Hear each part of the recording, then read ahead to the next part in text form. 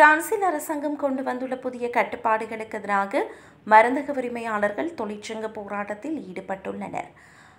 Generic மருந்துகளுக்கான தள்ளுபடிகளில் அரசாங்கம் கொண்டு வந்துள்ள புதிய கட்டுப்பாடுகளை எதிர்க்கும் வகையில் நாடளாவிய ரீதியில் இன்று ஒருநாள் வேலைநிறுத்த போராட்டத்தில் அவர்கள் ஈடுபட உள்ளனர்.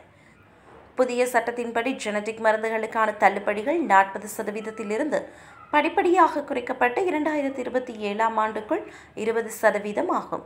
இது மருந்தகங்களின் வருவாயை நேரடியாக பாதிக்கக்கூடும் என தொழிற்சங்கங்கள் எச்சரிக்கின்றன.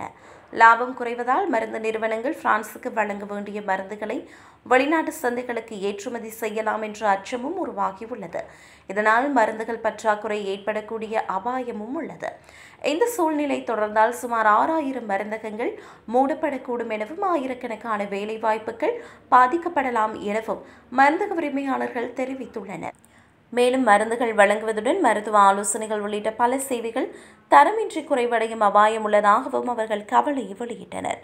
வேலைநிறுத்த நாளான இன்று சில பிராந்தியங்களில் 90% வரை மருந்தகங்கள் மூடப்படலாம் என எதிர்பார்க்கப்படுகிறது. அவசர தேவைக்காக சில மருந்தகங்கள் திறந்திருக்கும் என்றாலும் அவற்றின் எண்ணிக்கை மிக குறைவாகவே இருக்கும். எனவே மக்கள் தங்களுக்கு தேவையான மருந்துகளை முன்கூட்டியே வாங்கி வைத்திருக்க வேண்டும் அல்லது அருகில் உள்ள அவசர மருந்தகங்களை சரிபார்த்து தயாராக இருக்க வேண்டும் என கேட்டுக்கொள்ளப்பட்டது.